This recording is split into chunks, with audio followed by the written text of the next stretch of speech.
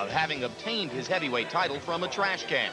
The belt that then champion Riddick Bowe ceremoniously discarded to avoid a mandatory defense against the #1 contender, Lennox Lewis. 17 months later, the boxing public and mass media are still unsure of what to make of Lennox Lewis. Is he, in fact, a legitimate heavyweight champion? Or is he a champion on paper only, whose claim to the title is fictitious? He won the gold medal in the 1988 Summer Olympics by easily defeating Riddick Bowe. 3 years into his professional career, Lewis was not only undefeated, but also untested. As a professional, he's been dining on tomato cans. You know, there's a certain amount of opponents that you need for a learning process and to take you through a learning process. So it doesn't do me any good, you know, going in there against good guys that are going to make me look bad. In the 4th year of his professional career, Lewis scored an impressive second-round knockout of highly regarded #1 contender Razor Ruddock. Right hand by Lewis. Ruddock goes down. Many doubts accompanied Lewis into the ring at Earl's Court, but few remained after he dropped Ruddock. Anytime I get a little criticism and I can go in a fight and actually prove them wrong, that makes me feel all the much better as a boxer. Lewis's first title defense was against well-traveled 33-year-old Tony Tucker. Despite 2 knockdowns of Tucker, Lewis's 12-round performance was judged unimpressive by ringside reporters. The story of the fight wasn't so much that Tony Tucker survived 2 knockdowns, but that Lennox survived it all. The reputation of the British WBC heavyweight champ took something of a beating in his first offense. I went into the fight with an injury, and to do what I did, knock him down 3 times, something Tyson couldn't do, really made me feel good. 5 months later, Lewis met fellow Englishman Frank Bruno, Britain's most beloved loser. In a spectacle billed as the biggest fight in English history, Lewis was clearly losing until he produced a dramatic 7th-round knockout. It was a left hook that turned this around, and a frozen Frank Bruno is there taking punishment. And Mickey Van is going to stop it. For Lewis, it hardly looked invincible. Vincible might be closer to the truth. Frank Bruno has made a lot of boxers look beatable. And Bone Crusher Smith, Tim Weatherspoon, and Mike Tyson, they've all looked beatable. You know, I just go on the same line as them. He holds the WBC title. He has never lost a professional fight, yet the jury remains undecided. Tonight, you judge for yourself. Lennox Lewis, heavyweight champion. Fact or fiction? One thing is factual for sure. Tonight, Lennox Lewis defends his WBC heavyweight title against Phil Jackson. For Lewis, an opportunity to prove to the American public that he is more than just a paper champion. And the crowd here, still buzzing over the Kevin Kelly performance, gets ready now to watch the heavyweights enter the ring. A few of them have traveled all the way from London, England to root for their man, Lennox Lewis, first British heavyweight champion in more than 100 years. Now, Larry Merchant, you suggested at the top of the show that the big-name American heavyweights have to a large degree been ducking Lennox Lewis. This despite the fact that he is battered in print and by boxing experts here all the time. I'm sure that a lot of the heavyweights would dispute you and say that they're not ducking him, but assuming that you're on the money, what is it that they see in him that the experts don't see? Well, first, Jim, let me address the strange phenomenon of American heavyweight champions, what I think are ducking Lennox Lewis. I mean, for a century, American heavyweights have been chasing British heavyweights all over the planet, wherever they can find them. It was considered a vacation with pay. Now, whatever Lennox Lewis is, he's not a vacation. He has been belabored for one flaw or another, for the chinks in his armor. But it's interesting that the managers and trainers of his potential opponents see that armor as rather formidable. They see a big, strong fighter, highly motivated, very athletic, and he can take you out with either hand. Now, whether the criticism is just or unjust, it is Lennox Lewis's job to win over the hearts and minds of all the skeptics. Do you ever feel a little bit lonely as the one boxing editorialist who seems most given to speaking favorably about Lewis? Well, Jim, sometimes you have to climb out on the limb to see the field. All right, well, we'll learn more tonight about your point of view as opposed to the many others. George Foreman, let's talk about Phil Jackson, the challenger here for a second. This is a guy who has 27 knockouts and 30 wins, but like many fighters in the sport, his career is defined by his one loss. It was a 4-round knockout at the hands of Razor Ruddock a couple of years ago, in which Jackson freely concedes that he quits. He took a knee in order not to take any more punishment from Ruddock. Now, he says that he's changed and that doesn't mean anything anymore. You tell me, does it mean nothing or does it mean everything? It means everything. You get a reputation as a quitter, it follows you for the rest of your life. He knows now that he's on the spot. He's got to give this fight everything he's got. He's got to buck. If he's knocked down, he's got to get up 4 times to prove that he's still a good fighter. That's going to be hard to come by tonight. Well, he comes from the poorest, toughest section of Miami, Overtown. He's got 9 children. This is a guy who is hungry for some exposure and some money. Will that hunger produce a big effort here tonight? That hunger could produce a good effort, but let me tell you, it's the wrong thing to be hungry against a puncher like Lennox Lewis. All right. So both men are suggesting that this could be a quick and easy night for Lewis. Meanwhile, our up-close and personal look at Lewis is a bit of a change of pace. A day in the life of Lewis's training camp.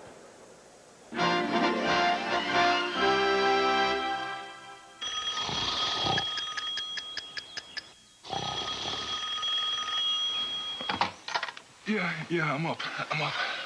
All right. I need to keep that right hand up a bit.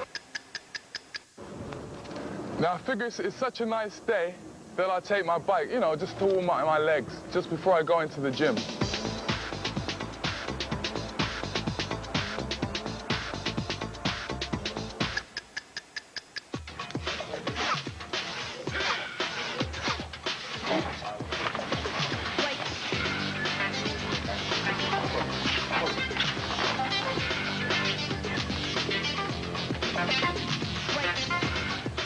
Now, the right hand is the hand that I usually knock people out with, and everybody's worried about my right hand, but I got a surprise for them.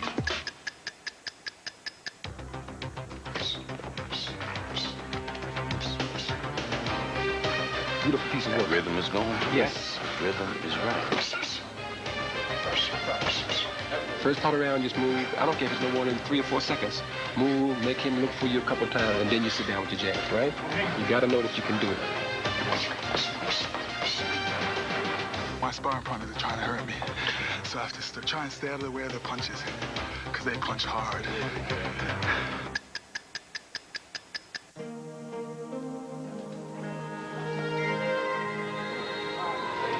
Right now, I'm just sitting here and relaxing and trying to calm down because my heart rate was working at such a high pace up in the ring. I need to calm down just a bit. And this is where I do my sit-ups.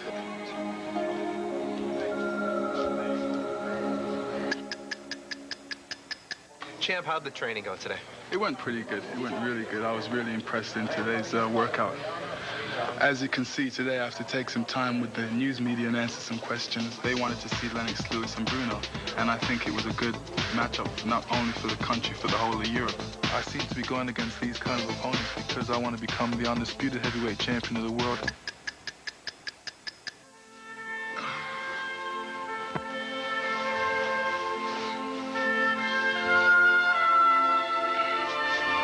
In training, a boxer always has to get his beauty sleep, so I have to make sure I get a lot of beauty sleep.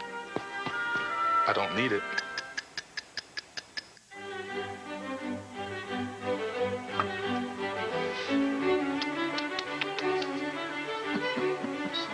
Just ask how many times he gets beat. Does it in his sleep. Most of everybody in training camp have to learn how to play chess, because I like beating up on each one of them every day.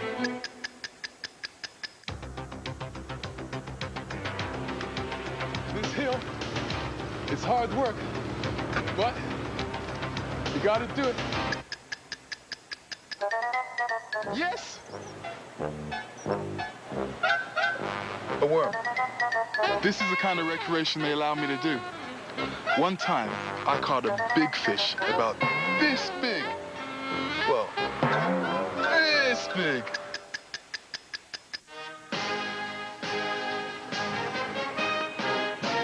Yes, after a good long day at the office, training for me.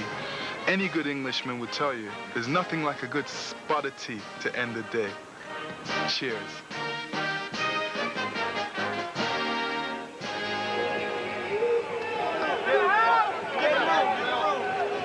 No spot of tea for Phil Jackson. Maybe a little conch soup as he gets ready for this first championship fight of his career. A latecomer to boxing. He was a high school football star from Miami Beach High School. Had a couple of minor scrapes with the law.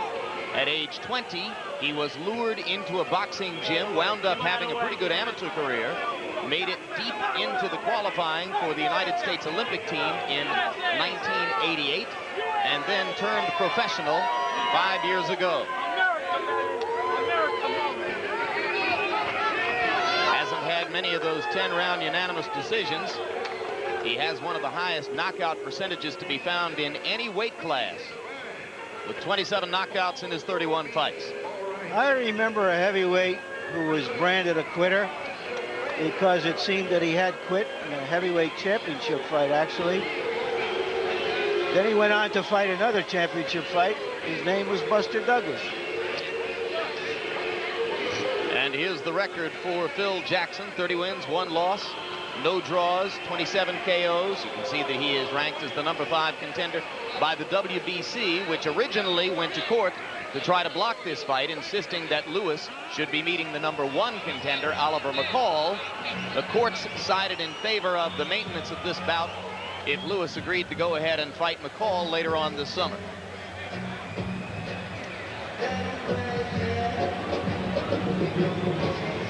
And now here comes the reigning WBC champion.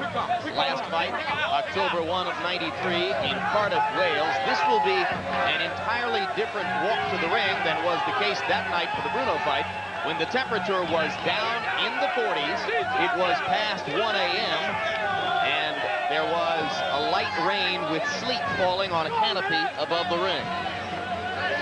What he's finding out is that, as all the heavyweight champions have discovered, that you're only as good as your last fight, that every fight is a review, like a Broadway opening of a stage play. But the one difference is that his reviews are not only bad reviews, but they are followed up by saying he's an imposter, that he really isn't in much as a heavyweight champion, and I certainly disagree with that. Larry, would he be treated more favorably by American reporters if he were an American fighter?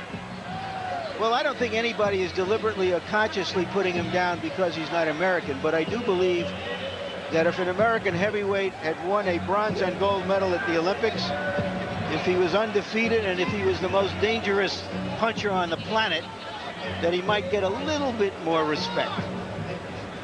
Yet another long stretch of inactivity, as you saw from the graphic leading up to this fight. There's the record: 24 fights, 24 wins, 20 by knockout. And he became the WBC heavyweight champion when Riddick Bowe relinquished the belt in December of 1992, rather than to meet the WBC's mandate that he go ahead and fight Lewis. Bail of the tape, you can see that Lennox Lewis, who weighed 228 in his best effort, his second-round knockout of Ruddock, weighed in here at 235, a 17-pound weight advantage over Jackson. He's 5 inches taller. He's got a 5-inch advantage in reach. Heavyweights sometimes tend to step on the scales wearing a lot of clothes, and I thought Lewis, with all the clothing he had on him, that he was probably closer to 230 than 235. Punch stat numbers, Larry. And here's a look at how active they are. Jackson is not active at all, and he's going to have to make the fight here. There you see the jabs. Jackson is going to have to come through Lewis's big jab to get close to him. Rules of the bout with our unofficial ringside scorer, Harold Letterman. Lennox Lewis and Phil Jackson will box tonight using the rules of the World Boxing Council. 12 rounds. There is no standing 8 count. No 3 knockdown rule. You cannot be saved by the bell in any round, including the last. Only the referee can stop the fight.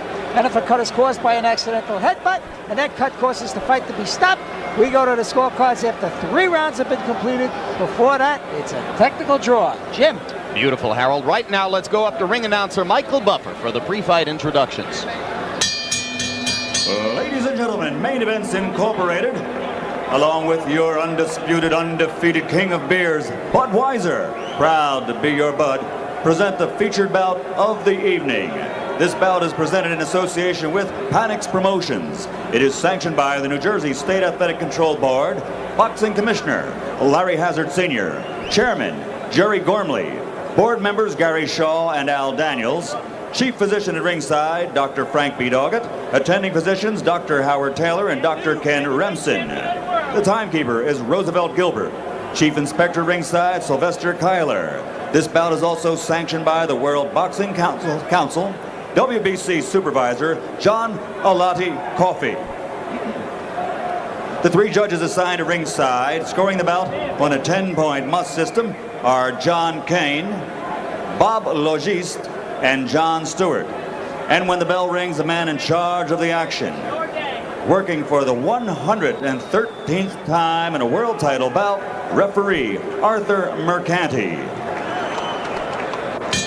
And now, ladies and gentlemen, from Atlantic City's Convention Hall here on the boardwalk in Atlantic City, New Jersey, let's get ready to rumble!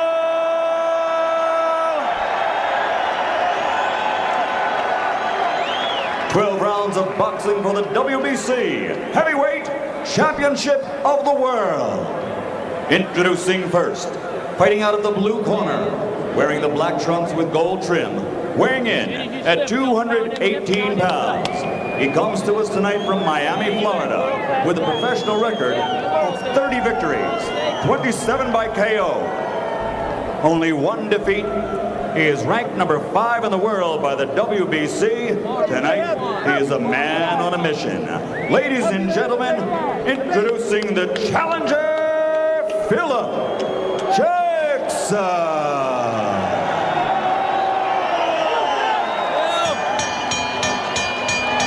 His opponent across the ring, fighting out of the red corner, wearing the black trunks with red trim, weighing in at 235 pounds. This 1988 Olympic gold medalist as a super heavyweight now is undefeated as a professional. His record, 24-0, 20 KOs to his credit.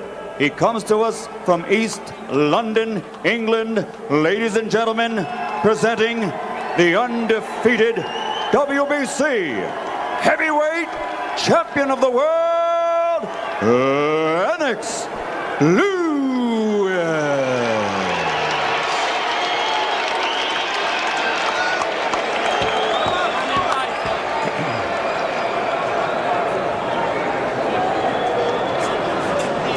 Good evening, Lennox and Phil.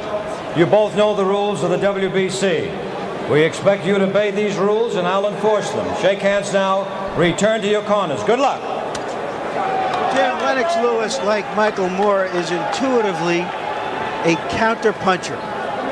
Like Michael Moore, he's going to have, in his last fight, when he dethroned Evander Holyfield, he may have to start to make the fight here, unless Jackson comes at him so strongly that he plays right into his counter-punching.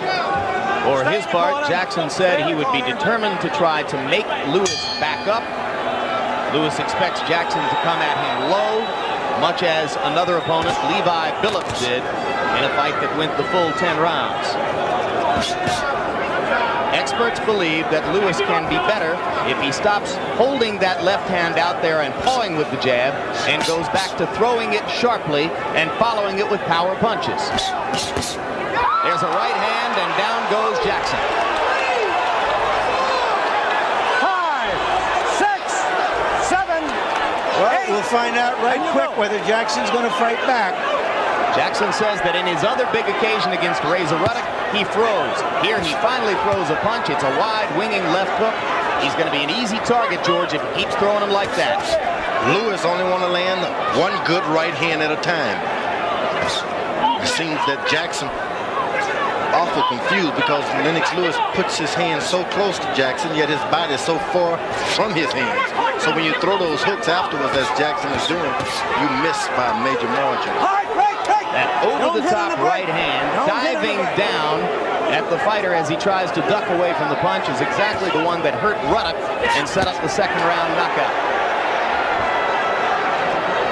That's pretty clever what Lewis is doing. He had his hands real close to Jackson, but his body so far away.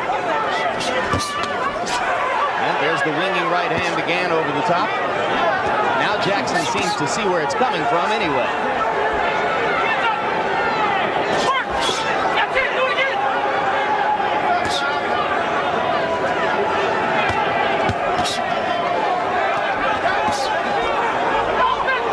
Phil Jackson's supporters claim he should be seen as a very hard puncher. Lewis's detractors don't believe he likes to go in against hard punches. Jackson has got to find his range. Try not to get so close to Lewis's hand. Get close to his body. A first-round knockout would look good on the dossier, and Lewis seems to be thinking about it at least a little bit. But he is cautious as well.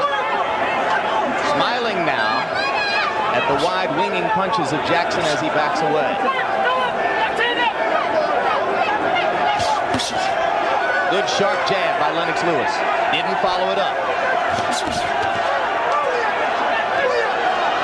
Jackson mostly throwing power punches and missing. Now Lewis begins to stick the jab, and it's clearly going to bother Phil Jackson.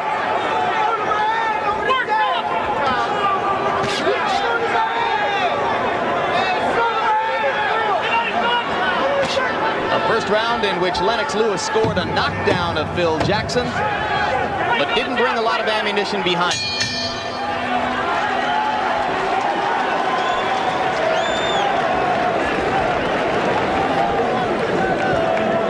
Mouthpiece in. Breathe and recover. Breathe and recover. Yep. In a ball. In a ball. We don't take it out. Rinse and spit. Let's see that quick flash knockdown from that right hand, right behind that left. Cut Jackson right on the point of the chin. Straight right hand.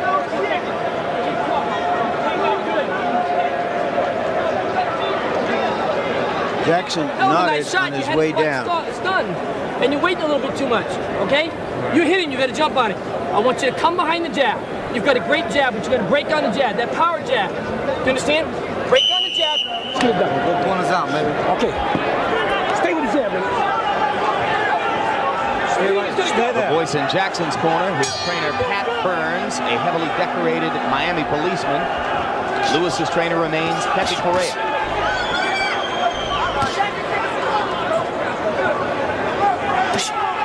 Correa has been with Lewis since before the Ruddock fight.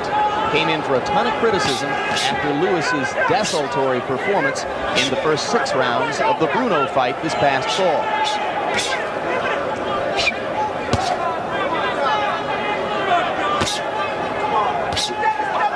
Lewis has a good jab, but he seems to put his right foot in jail. Once he set that thing down, he's not able to just pick it up and move. You almost have to stay on the ball of your right foot like a track star getting ready to take off. When you lay that thing down as big as those feet are, hard to get them up.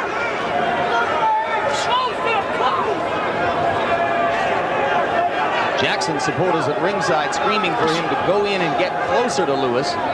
Easier said than done.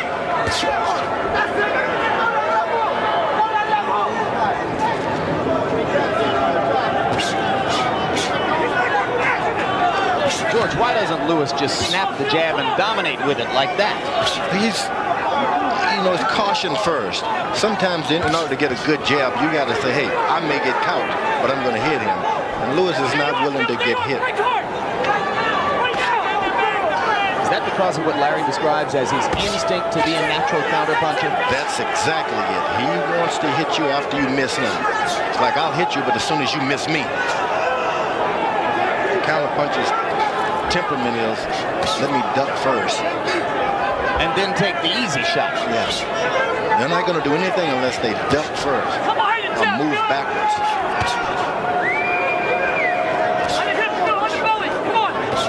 Lewis's jab, the dominant weapon here in round 2.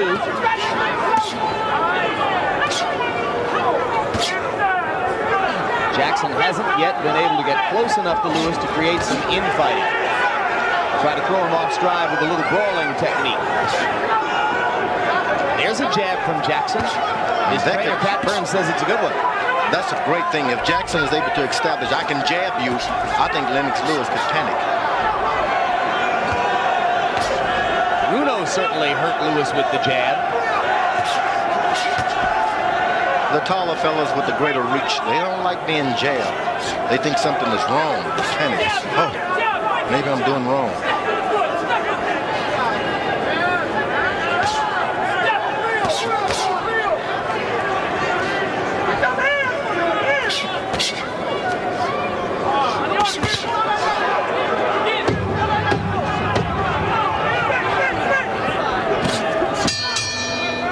Round two comes to a close, a round largely dominated by Lennox Lewis's left jab.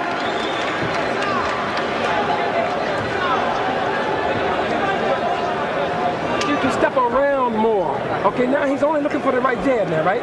Occasionally drop the hard right hand, and he's going to come back with a left hook. Put your punches now right around behind. And as the two corners talk to their respective fighters, we're joined here at ringside by the new IBF and WBA World Heavyweight Champion, Michael Moore. Champ, let me be the first to give you a little bit more credit than we managed to give you a couple of weeks ago on a terrific fight plan that paid off and you're winning the championship. Thank you very much. Good job with your jab. Does it strike you that Lennox Lewis should be more aggressive in using his? Well, he's using his reach and his height and probably the weight advantage. He's doing the right thing, staying on the outside. If Jackson was smart enough, he'd come inside and take his arm jab away, just stay on the inside so he doesn't have the power of his punches. You think the knockdown in the first round was the product of Jackson's nervousness? Probably. It just break. He got over the nervousness. Now he's starting to be a little bit more busier now.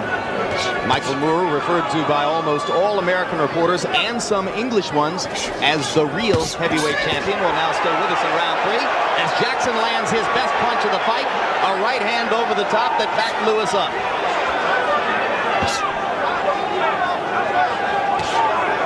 I don't know why Lewis just doesn't want to take any chances. He's making a hard fight, an easy fight hard for himself by not stepping in with that jab. There he jabs twice and throws the right hand over the top. Michael, does Lennox Lewis telegraph that right hand, or is it tough to see it coming? He telegraphs it a lot. That's the only punch he relies on. He tries to blind the guy with the jab and come over with the right hand. Do you think of him as someone who would have a lot of trouble with your southpaw style? You never know until a fight takes place. So I'm not going to sit here and answer it, because you never know. How interested are you in a unification bout? I'm not interested in it right now. I'm not saying down the road, I just want some time to myself and relax a little bit for my son. I've been traveling for the last 2 weeks doing interviews and things, and I'm here to look at the fight and have a good time. But probably early spring, we'll probably get it on. Might that be your next defense, or do you lean toward taking another fight first? I'll have to sit down and talk to my manager and trainer and see what they want to do together. We're talking with IBF and WBA World Heavyweight Champion Michael Moore. And Michael, thanks for taking the time to join us. You're welcome. Enjoy the rest of the fight. Thank you very much. Quite welcome.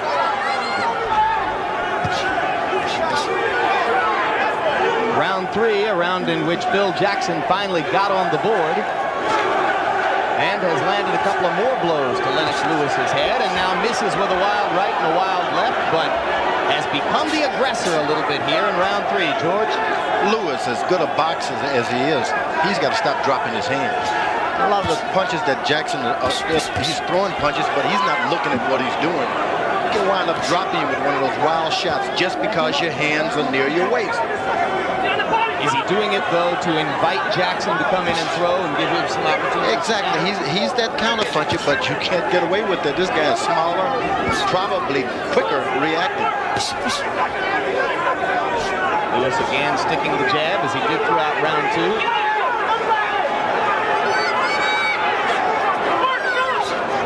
When you're the heavyweight champ of the world, a lot of times you'll fight guys that you're better than.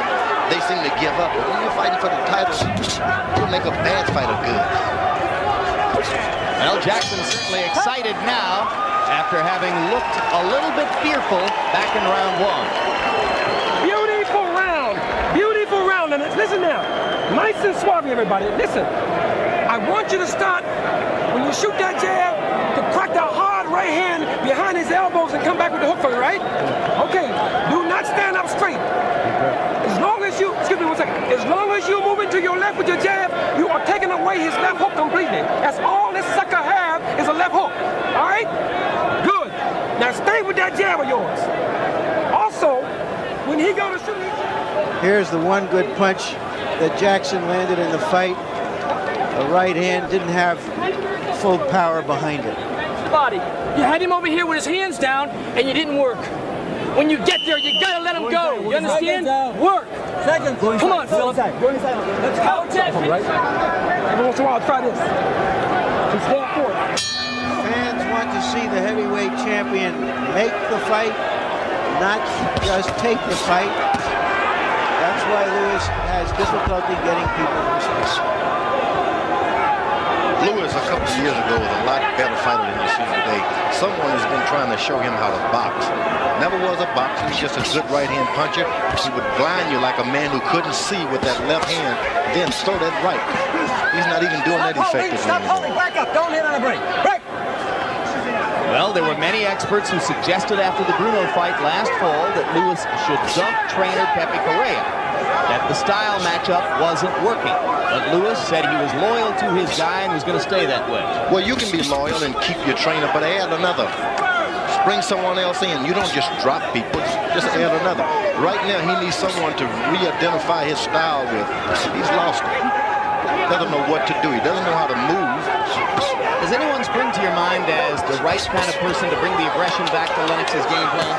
He's going to have to find that original trainer. Some of the people who were with him in Canada and in his amateur career, get them back into the camp. Let them speak their piece. Certainly the material is there for a devastating puncher. He's got everything. A lot of what he had has gone. This guy's still one of the best punchers I've ever seen in my life as a heavyweight. Don't hit on a break. Let's go. Now he's trying to box with his right hand cocked back, like a guy getting ready to draw his pistol. Good right hand to the body. More of that wouldn't hurt.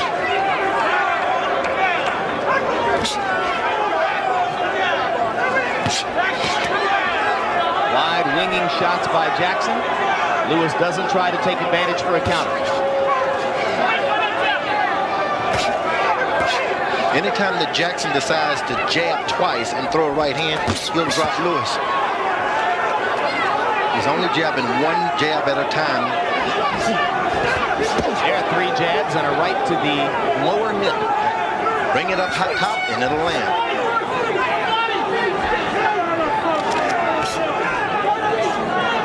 Lewis with a good feint, looking down at the body and sticking the jab to the head.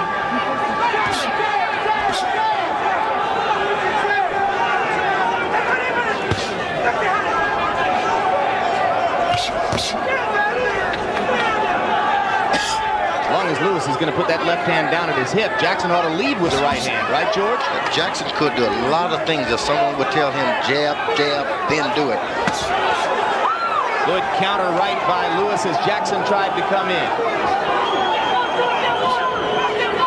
Precise punching by the champion, dominating round 4. But he remains more the cautious boxer than the evil slugger.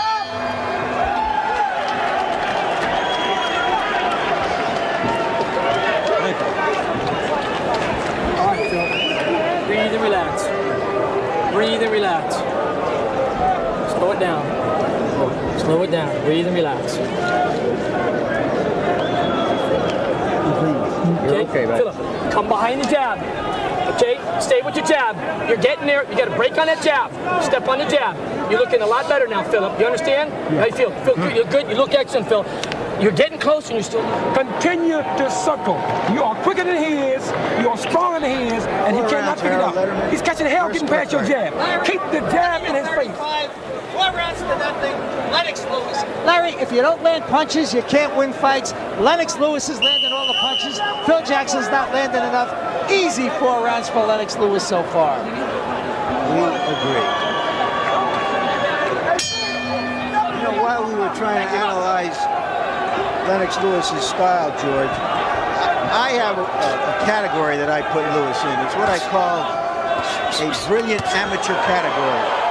There are some very great amateur fighters who move up to the pros, and they have such great bodies, such great reflexes, such great will to win, great conditioning. Stop holding! And they fight first not to get hit, and then to use all of their reflexes and other skills to win. I think of Roy Jones, I think of Hector Camacho, even Ali early in his career.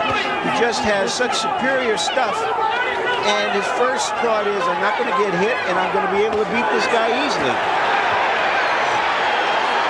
Well, he's getting hit now, as Jackson has landed 2 right hands in this round.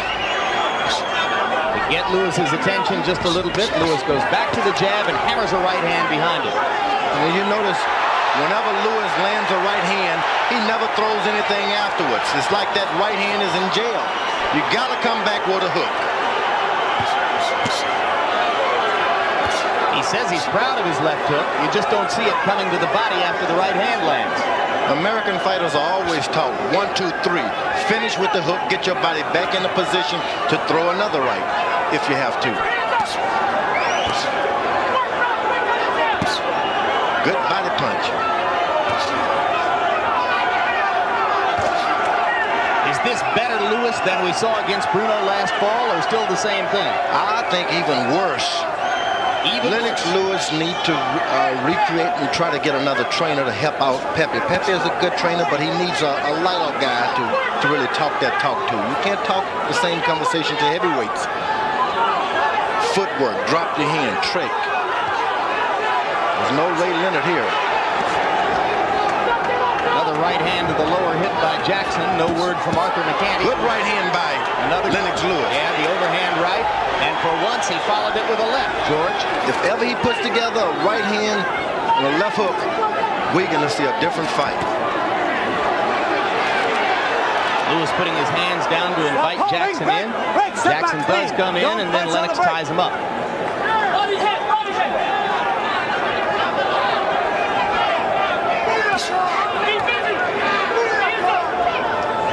Big excitement earlier in this round for the anti-Lewis contingent when Lennox reeled against the ropes a little bit, but now the right hand lands, and Jackson is going to be sleepy for a few seconds here. 5, 6, 7, 8, 9. Beats the count.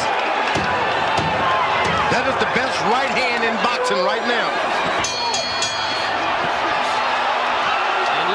In a couple of good ones after the bell, and the crowd boos. Knockdown won't count. The bell had already sounded. And you're right, George, it's some right hand when he lands it. Yep. That makes up for a lot of frauds, guys. I gotta tell you. I must say.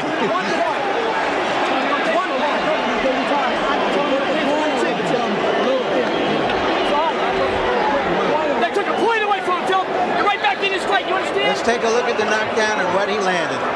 There was a right on the ear and a delayed reaction. Like a parachute that opens 10 seconds before it comes out of the plane. Harold Letterman, they deducted a point from Lewis for hitting after the bell. Good call? Well, certainly he did hit him after the bell. Referee Arthur McCanty, a legend, and again, decided to take a point away from it. Phil Jackson was hurt by the punch. I guess he's entitled to do it, no question. And now with the tape flying from Jackson's glove, he'll get a reprieve for a moment here as they rewrap the glove. Come here, I got This is a tremendous break for Jackson, who gets more time to clear his head. Let's go. And now here they'll go with the start of round 6. Okay, go. Jackson's still wobbly unless he's playing possum. Lewis not exactly the most graceful finisher in the world, but he's got a lot of leather here. Crowd responds as Lennox takes one in return and suddenly stops punching. Jackson showing some grit. No matter who you're in the ring with, you got to be a little clean when you try to finish them. You get wild, they're going to get you too. And that's exactly what happened to Lewis there. just teeing off with that overhand right. And Jackson takes advantage to land the right of his own. That Jackson has been a football player. He puts those shoulders into those punches, and he can get caught by an accident and drop real quick.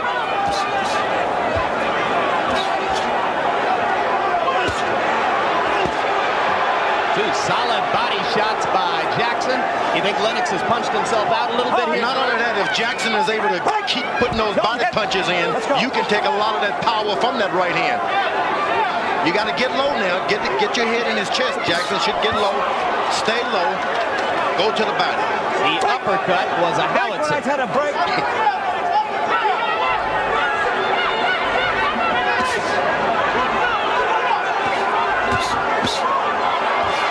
Uppercut's a good change of pace for Lewis, the way he throws that overhand right all the time. It's good and it hurts.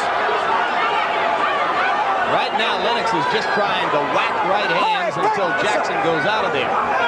Phil Jackson vowed that he wouldn't quit tonight the way he did against Ruddock, and so far, he's been true to his word.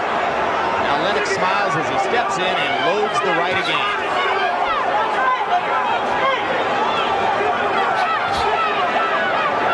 Every time Lennox throws the right, Jackson's trying to get both gloves up around his face. Now Jackson is doing this round what he should have been doing in the earlier round, keeping his head real close to Lennox Lewis' body while Lewis just well away. But you can't be on the outside, you got to get close. Jackson trying to turn things around with the left hook. Lewis goes back to jabbing.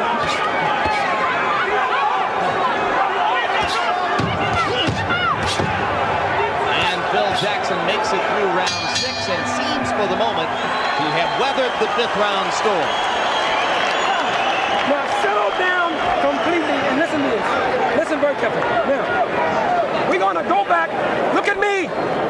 We're going to go back to the jab and we're going to keep this thing in the center ring and loosen him up again. Don't try to get him out this round. Hey, keep the hands up, okay? When you roll that right hand of his, come back with the hook. His ass is tired too. What round is this? He is tired too. Thank you. Okay? He shot his wad. He shot his wad. You got to show the heart now. Now, you stay on the coach.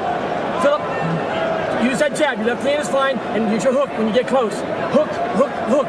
Jab and hook. Do you understand? What are you going to do? You're doing good, Philip. Body, what you've been working on. He will go down. Throw that left foot. Okay, got it? Come on.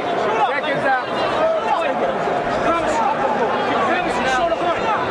Line your left hand more. You understand? You saw that only one of Lennox Lewis's 20 KOs has come past the 6th round. That was the Bruno fight last October 1, round 7, when he rocked Bruno with a left hook and then pounded against him until the referee eventually stopped the fight. Lewis just threw a left hook to the body. Very good left hook.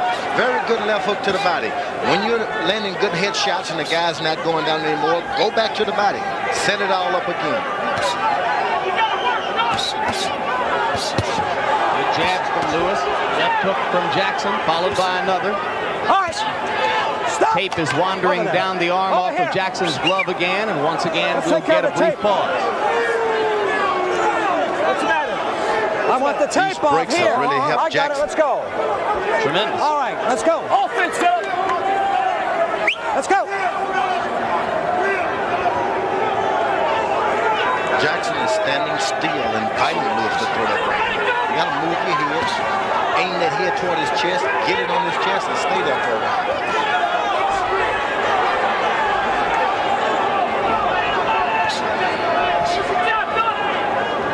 Solid right hand again. This time Jackson takes it for the moment, but his legs are wobbly. Legs in trouble. Lewis is able to just fake that right hand and throw a left hook. He could get a knockout. Yeah, he had him there for a second. A couple left hooks might have done the deed. Now another right hand lands, and another over the top. Legs still wobbly for Jackson. Big opportunity for Lewis if he can find the right key.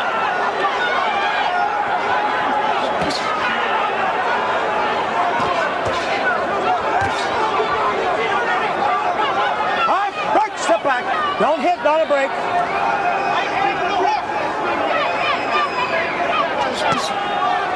Jackson hanging on for dear life here in the 7th, but still throwing to the body from time to time. Come on, let's break when I tell you to break.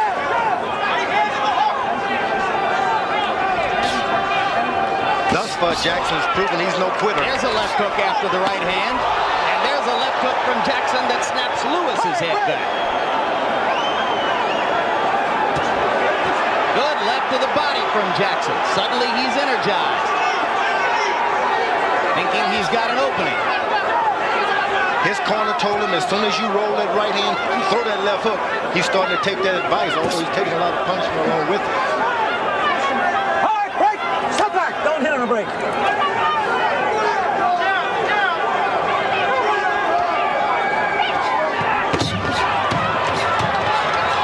Vicious combination by Lewis. That time, a skillfully constructed 4-punch combination. And short. Breathe, nice and easy. I'm going to be ready to stop this fight. But I don't want you looking a little more count, Lennox. Deep breath. Get a deep breath and go back in. Bust his ass up some more with the jab. If you step off that back foot hard, you're going to push his head back and make him want to quit. But when you push his head back, come back across with a straight right hand. Got me? When you step off that back foot, the jab going to move his head back. Come across with the right hand, left hook. Round 8. Now listen. After taking some stiff punishment from Lewis, there was Jackson's best punch of the fight, a left hook on the chin.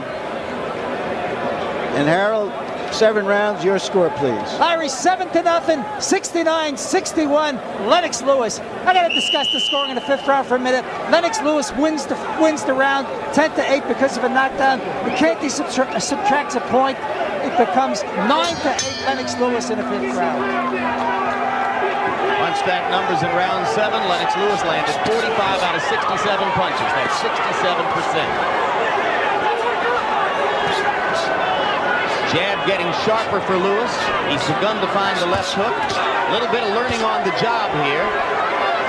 As soon as Lewis is hit with a jab, he stands flat-footed as if to say, what did I do wrong? This is why Jackson should jab. Use your jab.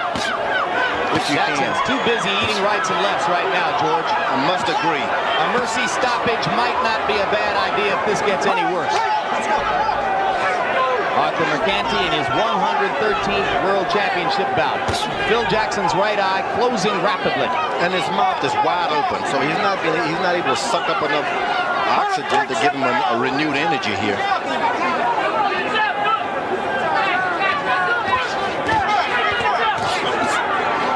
This is why it's awful good to be a skilled boxer. When you see a guy hurt like that, get him on out of there.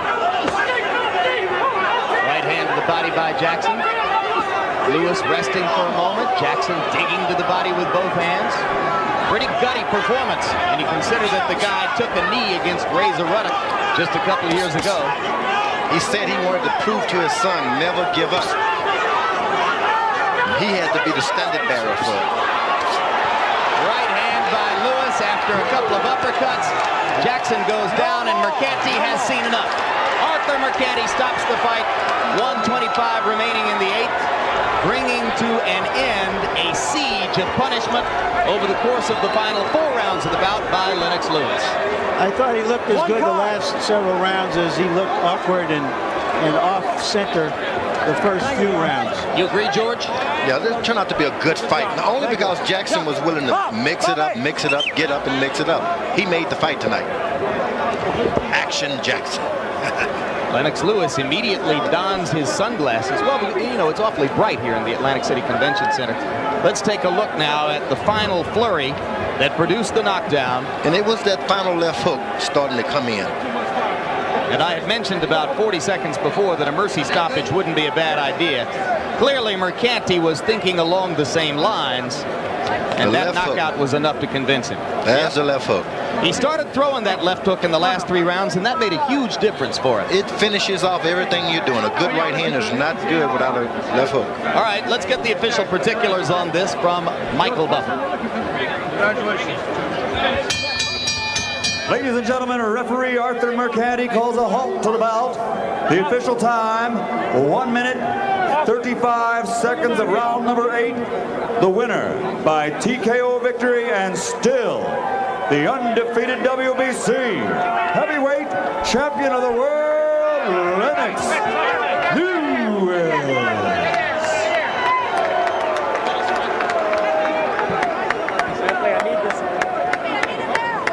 Ladies and gentlemen, a round of applause for Belgian passenger from Miami, Florida, Philip Jackson.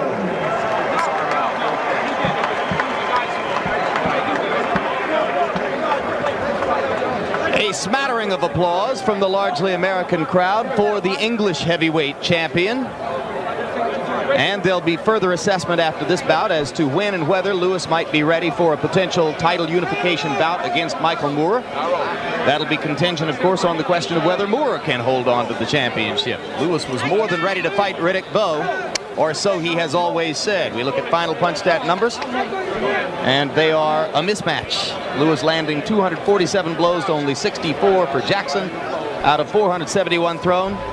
For the first 5 rounds of the bout, for the first 4.5 rounds until Lewis got Jackson in big trouble, the overwhelming majority of Lewis's punches were jabs. He landed 158 out of 310. More and more power blows in the closing rounds as he added the left hook to that overhand right, which was, as always for Lewis, the most dominant weapon in the bout. Now Larry Merchant stands by with the WBC heavyweight champ. Larry? All right, Lennox, you said coming into this fight that you knew you had to be impressive, that you wanted to get credit for being a champion.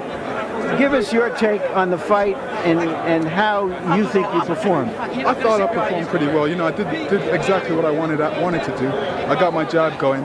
You know, people haven't got the opportunity to see too much of me, so I was showing them a bit of talent, showing them some head movements, some speed, and some body punches. It seemed over the last half of that fight, over the last 4 rounds, you finally settled down to use your jab. You were having difficulty with it early on. Why was that? Was he just still too fresh at that point? Yeah, he was still too fresh. I realized after, you know, the rapid head movement, it would slow down for a while, and that's when I would catch him, and I took advantage of that. Was the first knockdown in the first round just a flash knockdown? Were you surprised that he got up so strongly? No, it was a flash knockdown because I realized, I looked at his eyes and he still looked fresh. So I still took my time. As you can see, I didn't go after him really fast. I knew it was going to be a matter of time. Talk to us about your plans now. Who would you like to fight? What in your big fights coming up? Well, I've got Oliver McCall to sort out, one of Don King's boxers. And eventually I want to become undisputed heavyweight champion of the world. You know, I don't think Michael Moore is going to get the respect of the people until he faces Lennox Lewis. So I feel when he turns around and looks in the mirror, he's going to see Lennox Lewis. Do you feel that you haven't gotten the credit you have earned or deserved because you're not an American champion? I feel that a lot of avid boxing fans realize who my true talent and what kind of talent I have and who the best boxer in the world is. Do you think that this performance will help you in that respect? I feel every performance will help me. This performance is a positive. I went out and I won. I look good doing it, and I feel great. Thank you very much, Lennox Lewis. Big up Jayud. Whatever that means. Jim? All right, thanks very much, Larry. George, you teach a lot of these guys something about boxing, so give Lewis a grade off tonight's performance, A, B, C, or D. Look, Lewis has got to get back and get him an extra trainer in that corner. He's got to have somebody to... He reverted back to the old Lennox Lewis to win this fight. It wasn't the old peppy move around jab stuff that got him out of this. He was in some trouble for a while. Get another trainer to help Pepe out. Don't drop anybody, but let somebody join in. Let me play devil's advocate. Pepe would say to you that he got control of the bout in the 5th, 6th, and 7th, and 8th rounds because he first loosened the guy up with the jab and then followed with power punches. Yeah, but he shouldn't say that. Lewis got hit with a lot of important hard shot, and the crowd got a chance to see the unveiling of a very awkward boxer. It's time for him to now regain the old Lennox Lewis that we saw in the in the Olympics and then early on HBO. This is a great fighter. I think the best pound-for-pound heavyweight around. He is the hardest puncher I've seen in a long time. So you would pick him at this moment to defeat Michael Moorer if they had a heavyweight unification bout? This man hit so hard that I would advise all heavyweights to stay away from him. Should put an X on him, like, you know, no smoking, no Lennox Lewis. Included, right? All right, yep. George, thanks very much. We turn now to Larry Merchant. Your final thoughts, Larry? Well, early on I said that every heavyweight championship fight, every heavyweight has to go through a process of being judged like the opening of a Broadway show every time. It's not what you did before, it's what you do tonight. And I would say on this that Lennox Lewis had Mixed results, not a great first act, but he sure finished that show with a flourish, and it was, for him, a great second act. I thought what we saw was what and who this fighter is. He's big, he's strong, he's determined to win, he's well-conditioned, he doesn't like to get hit. That's true, and you may not like a fighter like that, but how do you like the results? He can take your head off with either hand. He has shown that to us, and in the heavyweight division, that armor makes up for a lot of chinks. Yeah, as you said after the fight in Wales, he's got chinks in his armor, but then again, he's got armor. All right, let's get one more opinion before we close down the evening. The former heavyweight champion of the world, IBF, WBA, and at one time the unified heavyweight champion of the world, Evander Holyfield. Evander, first of all, how you feeling? I feel great. You are? Yes. And happy with your new lifestyle? Well, you know, I'm blessed, and what can I say? All right. We wish you the best of luck. We were all, of course, startled to hear about your medical condition and only hope and pray to God that it's going to turn out great for you.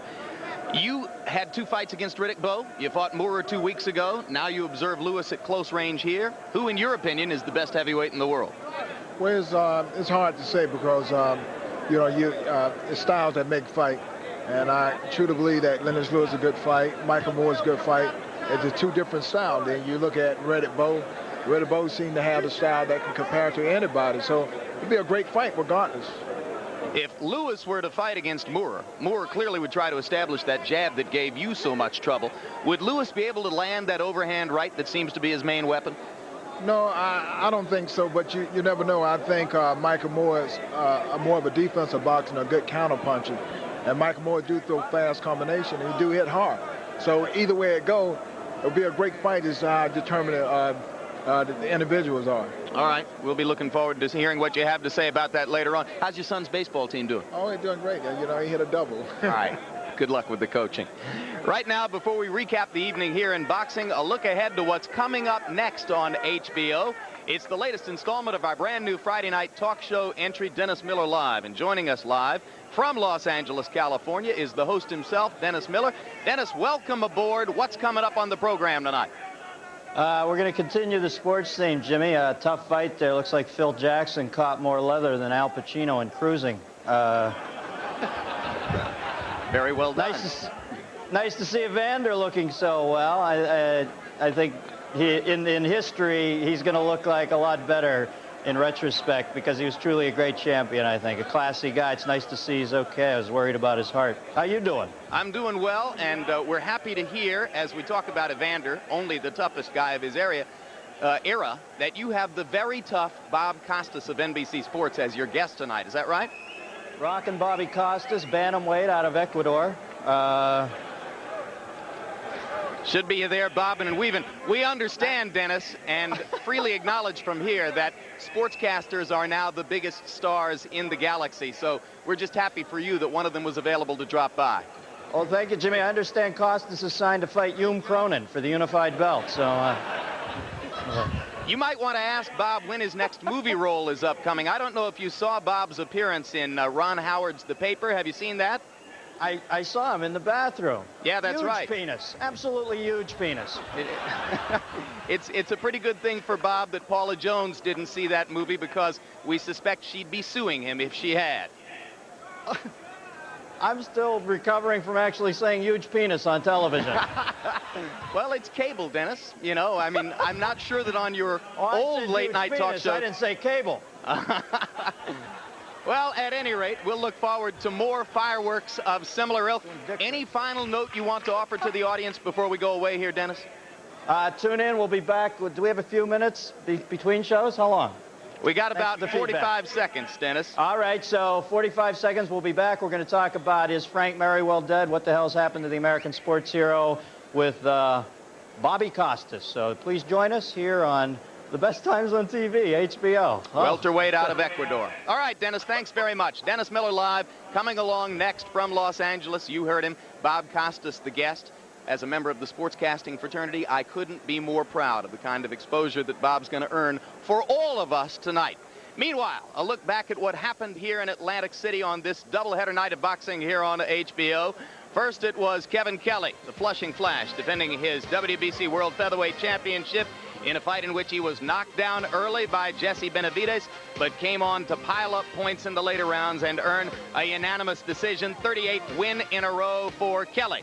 And then it was WBC heavyweight champion Lennox Lewis defending his title with an 8th-round technical knockout of outclassed challenger Phil Jackson, a fight in which Lewis piled up huge numbers in punch-stat categories against Jackson and ultimately whacked him out of there with the right hand. Coming up immediately following tonight's coverage of World Championship Boxing, stay tuned for Dennis Miller on the East Coast and New Jack City on the West Coast.